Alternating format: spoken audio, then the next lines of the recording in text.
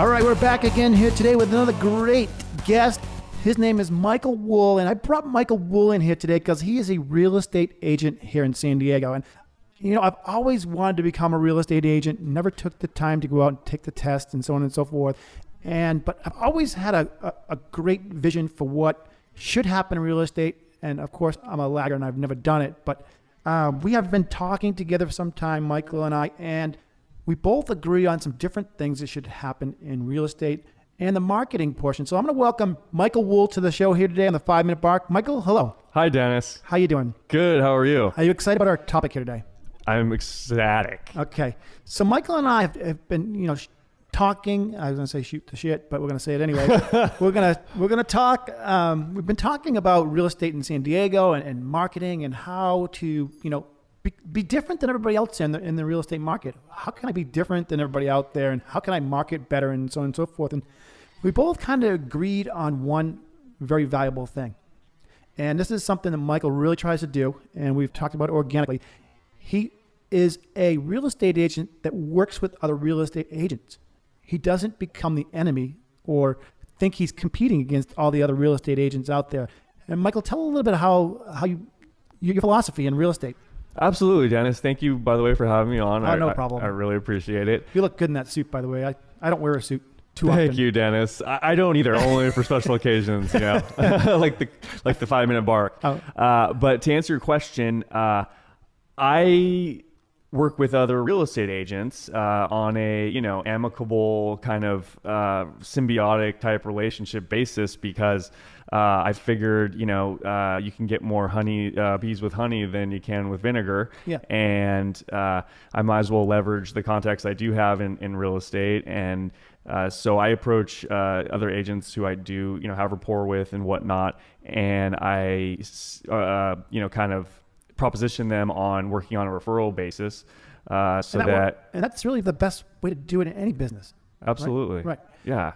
It's just good business sense. And I'm jumping in on here, dear, because I'm so excited about your concept and how you do that. Because in most businesses, including a business I used to be in, everybody just thinks that they're competitors, and I really see that especially in the real estate agent market because everybody's like out to try to just feed themselves and feed their family with the next house, because obviously absolutely they have big paydays on some of these houses out there. Yes. But your philosophy is a little different, and you're trying to kind of collaborate versus do it all on your own. Yes. And I think I just wanted to point that out there because it is definitely an area that I feel marketing is not up to par with other industries, and I might yelled at for that, but it's kind of true. Everything is like template based and not really organic or original in their marketing in most cases. I'm not saying everybody, but you're kind of coming along with a different philosophy on how to do that. And we were kind of talking about it as well is, we both agreed that if you're the marketer and you're out there marketing and you're working with other real estate agents and you're sharing your information with them and you're making sure that they have the same tricks and ideas that you have, they're no longer your competitor. In fact, they're your friend. They're part of your team. And there's a lot of houses out there, plenty for you to sell and plenty for them to sell.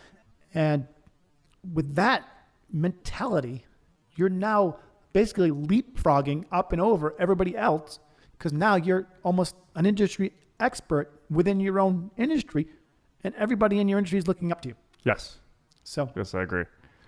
Yeah. So just to piggyback on what you just said, I have a lot of contacts in the real estate industry, and a lot of them are busy and a little bit busier than me. Right. So I approach them and say, hey, if you have extra buyer leads that you can't handle at this time, and a lot of them do, and a lot of more experienced veteran agents tend to kind of focus on listings. Yep. So I said, hey, I'll be more than happy to work with your buyer leads, and that way we both make money. I mean, they're not leaving any money on the table. Nope. and certainly I'm not.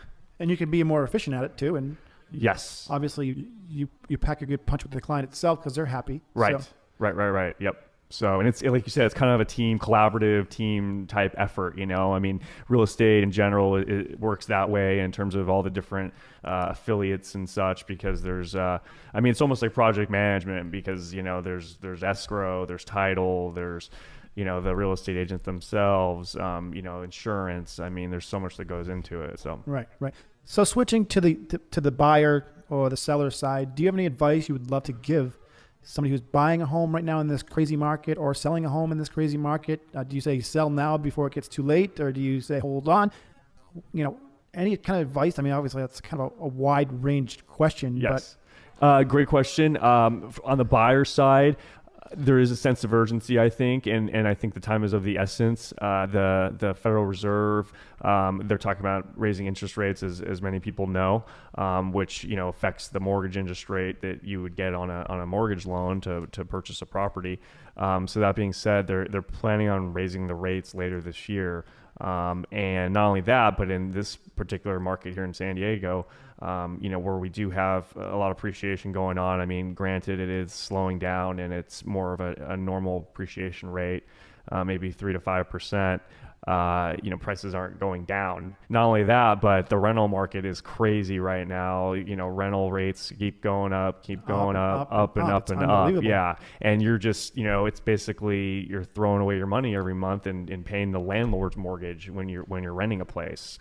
As far as the seller goes, definitely it's a hot market for sellers. If your property is priced appropriately and you're in a desirable neighborhood, your place is gonna sell within days a lot of times. So I tend to believe this, and a lot of people out there also tend to believe this, that we're obviously in an inflated market. It's not real. It's just, you can't have 1% interest rates for too much longer. When I bought my house, it was a 10.5% interest rate, by the way. 10.5%. Wow. What year was that? That was 1998. Yeah. So 10.5%. Okay. And before that, my parents were at 18 and 20% way back when. Yeah. So the reality is they're going to have to give you negative interest rates nowadays to keep going to where it's going, because you can't go down to like 0.5% or -%. So we're going to pay you to buy a house. Right. Basically, here, take this money. I'm going to give you money, because that's what probably has to happen to continue at this level. So is there anything you could do or you suggest that people prepare? Like if this happens again, like what happened in 2006, 2007, 2008, I mean, it crushed a lot of people. I have so many people who are living in, 8,000 square foot houses, owning 7 homes, who have ended up in studio apartments. Right. And hundreds of them. Okay. And found themselves in bad shape. Is there something people can do to lock down rates or make sure this is the home they want, or their investment properties have a certain amount tell me. Well, it's really, yeah, absolutely. I mean, it's really simple. Just don't over leverage yourself. And what I mean by that is on your primary residence, assuming you own, at least one property, that you build as much equity in that property as possible, and don't do like a cash out refinance and take out, cash money that's part of the equity in your property. Like leave that equity in there as a kind of a fail safe for a rainy day. Don't overextend yourself. I mean, it's all about debt to income ratio, and don't buy a second, third, fourth home if that's something you're considering. And just be wise as to what market you're in, and what that particular market's doing, because San Diego is different than Northern California. It's different than Arizona or Texas or Florida, so in those other states, maybe they're not as extended, or, in a quote unquote, like potential bubble situation, like maybe Southern California is. Right. So I know my place went down maybe 25% in value in that mess. But I'm on the water, a little closer to the water anyway than most. I mean, I'm not inland San Diego or anything like that. So Not only that, but in 1998, I mean, like you said, interest rates were a lot higher than they are now, but prices weren't at the peak, or nowhere near the peak, like when in 2006 or 7. Yeah. There are people, I have good friends who have bought inland mansions. Okay. In like, Escondido or inland San Diego. And, they were valued at $1.7 million. And then 5 years later, when they were liquidated, it went for $400,000. Wow. Even in Arizona, I had a friend have a similar situation. Wow. $1.5 million house. Is that what he paid, or? That's what they paid, and then they went down to peak. And then they were foreclosed on it, $400,000 resale value. That's just horrible timing. So that's a 70% drop. So, and if they say it happens again, it could be worse. So, really watch out how your loan is and how everything's going on. Right. Make sure you're locked in. I guess most of those people lost their houses because they had the 3-year arms or the 5-year arms. Right. And that the government, the regulatory bodies that are in place now, there's something called the CFPB that was instituted 4 years ago by the Dodd-Frank Act, that Congress passes a law. And excuse me here, lost my microphone. There we go. We're all back. Fell apart there for a second. So the Dodd-Frank Act instituted this regulatory body called the CFPB, or the Consumer Financial Protection Bureau. And they have a lot of requirements, regulations that are in place so that financial institutions can't make those kind of irresponsible loans that they were doing, like with the ARMs, adjustable rate mortgages, negative AM mortgages, things like that, and also, the document disclosures and such were different back then. They were basically, giving loans to literally to maids, who were claiming that they were making like 10 grand a month because they weren't verifying anything. Right. They can't do that anymore. Right. Yeah. So obviously they don't want a repeat of what happened then. So it wouldn't be as catastrophic, I don't think. Like you said, it might be like, maybe you heard it was someone said it could be worse. It's not going to be worse. But there can and maybe will be an adjustment at some point. Yeah. Right. Well, I think it's really important, I guess, to consider a house in San Diego because it's such a great place to live. I mean, everybody loves living here, and tell people about San Diego and how beautiful it is, and how why you choose to, and what part of San Diego you choose to sell in. Absolutely. So my background is, I was lucky and fortunate enough to be raised here. I'm a native San Diegan, unlike a lot of people who are transplants, which is, fine and dandy, and, it makes sense because we live in America's finest city, if you will. But that being said, East County is where I grew up, so kind of El Cajon, La Mesa area, which I know well because I lived there until I was 18, and then moved away from San Diego for a bit for school and such, but came back 8 years ago, and I've been living in kind of the Mission Valley area, a little bit coastal as well, and I focus on the kind of metro San Diego, so kind of Mission Valley and everything kind of south of that to the 94 in terms of like downtown, Little Italy, kind of that area. Downtown, Bankers Hill, Mission Hills, Hillcrest, North Park, South Park, Golden Hill. Awesome. Yep. Awesome. Well, is there anything else you want to share with our audience here today that makes Michael Wohl special from everybody else out there? What do you offer maybe a client who's interested in hearing this podcast, and maybe they're interested in using you, or a real estate agent that might need some help? So. I'm glad you asked that. As far as from a client standpoint, a buyer or potential seller, they definitely should use me because I know the market as well, if not better than anybody. I like that. Definitely should use me. Definitely should use me. You hear that, people? You have no choice but to use Michael Wohl. I come highly recommended. Ask my prior clients and friends and family and such. But I'm well educated. I have a bachelor's degree in something other than real estate, so I'm well rounded. I'm a hard worker. I have a great work ethic. But above and beyond that, I just value relationships, and I do right by people, and I know what that is, in terms of just always being available, responsive, calling people back in a timely manner, just the little things that you would be surprised like a lot of agents can't or they don't do. Right. And then unfortunately, but that's the nature of the business. And then as far as other agents go, kind of works the same way.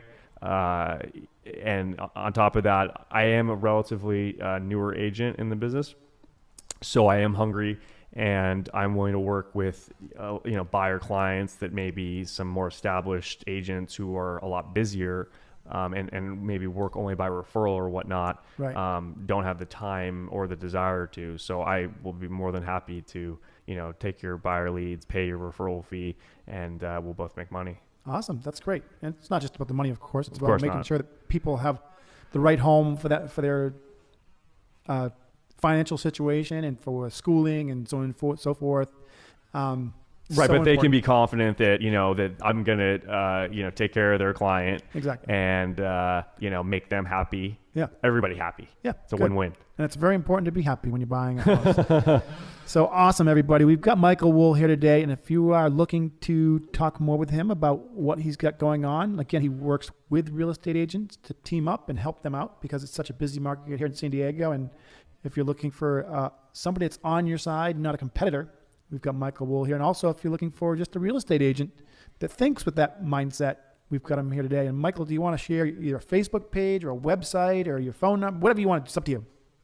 Yes. I'm going to give you that chance to share something.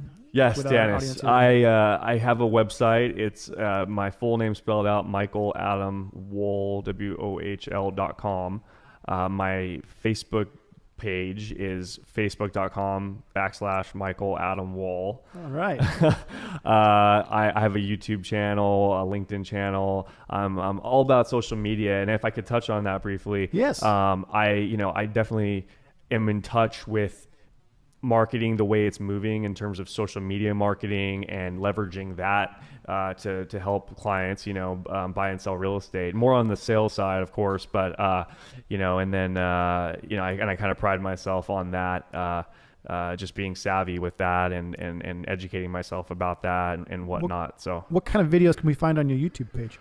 these are videos primarily about me and about kind of open houses that I do around Okay. town. Yeah, so you can So how do you handle them? how do I handle them? Yeah. I just let people know about the address, the day, the time, kind of give them a brief description of the property and what to expect, because Right. if that's something in their target market, then, they might as well come by and see it. And it's a lot of the stuff is kind of not off market, but kind stuff that they won't be able to really know about beforehand, which is good. And, back to kind of my contact information, my phone number, you can always get a hold of me. It's direct. My mobile number is 619-794-8975. And email is michael@michaeladamwohl.com. Awesome. Thanks for coming on, Mike, here today. My pleasure. And it's been great to share with our audience your value and how you're doing good things. I've heard so many good things about you, and that's why you're here on the show. So if you're looking for a recommendation on Michael, I've already got him validated here. So a lot of people have recommended him to come on the show, and he is here today. Again, there's lots of choices out there in real estate agents. There's your uncle, your sister, your cousin, your Yes. brother, and so on and so forth. And sometimes, as we all know, it doesn't work out too well to go that direction. So maybe you can have them team up with Michael, and he can help them through the process so that it kind of takes the business side of it and throws it on Michael's lap. Can I touch on that briefly Yeah, as well? Yeah, you make a really good point, Dennis. Basically, a lot of people kind of just default to their network in terms of, oh, my friend or my mom or my brother's cousin is a real estate agent and I'm just going to use them, and I don't have to do really my due diligence or put in the legwork. And a lot of times, like you said, it doesn't work out well. To anyone out there listening, use a professional, use a full-time, because a lot of these people aren't full-time. They just have their real estate license. They do it on the side, whatnot. You want to use a pro, someone who's in the trenches that's doing it, 7 days a week. Because that's, what realistically residential real estate entails. Unfortunately, people, there is a difference, unfortunately. So there is a big difference, and a lot of it's the relationships that you have with the other, other agents in the industry, and what we've talked about this whole time. It really makes a difference when you're in a deal with another agent, and then if they know you, they like you, they trust you. It's almost just as important as the client having that relationship with you. Yeah. No, I have a good friend who's in commercial real estate, and Okay. he is very honest and very straightforward and doesn't just do it for the money. As am I. Yeah, exactly. And he, I'm kind of putting you hand in hand with him, but he had a situation where they were buying a bar, and the bar was a very thriving cash cow. It was awesome profits and so on and so forth. But he did extra due diligence. He went in and just checked out on licenses and different things like that. And then he come to find out that this bar didn't even have a permit for people dancing at their bar. And that was pretty huge. And he was standing to make $30,000-$40,000 commission on this. And he went on to tell his client, listen, it may not be a good idea to to do this because the bar was already having a lot of issues with fights and so on and so forth. And if somebody dug deep, then that literally shuts down the bar. Yes. So he went beyond the commission and he went to service. And Yes. services, in those cases, whether it's a house or a commercial property, can save your butt. Well, California law dictates that. It's called a fiduciary duty to your client. So you basically have to put their best interest, ahead of everything. Yeah. Whether it means, losing a $30,000-$40,000 commission. You're also writing that word California on there. And California is not. California is a litigious state, so you can't dot your I's and cross your T's enough in California. So It's over he's T's smart. and over. Your friend's and obviously a professional. And it's somebody that's hungry for money is going to be rushing through the process because that's long escrow and they want to get paid. So they're going to Absolutely. overlook a lot of things. Absolutely. And that's the reality. They're going to overlook a lot of things, and people like Michael Wohl are not going to do that because, you're just not going to. No, it's just not part of my DNA. It's not just part of your DNA. not my character. So again, if you want to have any questions from Michael Wohl, you got him. You can also see him on his Facebook page. He gave you his phone number. I'm not going to repeat it because it's for him to do that, but he already repeated it. If you want to rewind and listen to this again, you get his phone number. We're so excited. I hope you learned something here about real estate and marketing in real estate and how people in different industries, and Michael in particular in the real estate industry, he works with other real estate agents. He doesn't think of them as competition. And I think that was one of the main things I really enjoyed about having him on here today, because we're all about sharing and working together on this podcast. So another point I want to make is I'm very specialized in terms of what I do. I do residential resale. So I don't do, I don't focus on property management. I don't focus on doing Renting, rentals. yeah. Yes, any of that stuff. Not obviously commercial. I don't do any commercial. Right. It's all residential resale. very specific, yeah. So it's its own animal. And, again, you need to consult a professional. I mean, this is like the biggest single purchase, on average that's an individual make in their lifetime. Yep. Is a home. I know that. So All right, buddy, you heard it here today. Thank you, Michael, for coming on. thank you for the opportunity to be here. And hopefully we can come on again. I and appreciate it. We'll hear that you've gotten a lot of great feedback from this podcast and so on and so forth. So I'm excited. Thank you again for taking the time. I'm excited too. Yeah, it's going to be really fun. So this is it, everybody. We got to cut it short here. We're trying to stay within the 25-minute mark on all of our podcasts, and it's really hard to do because there's so much to talk about. I'm sure Michael's like, I want to talk about more. I want to talk about more. I got a lot more to talk about. Well, that's it, everybody. We're going to cut it short. If you want more of Michael, then let us know. We'll bring him back on. That's it, everybody.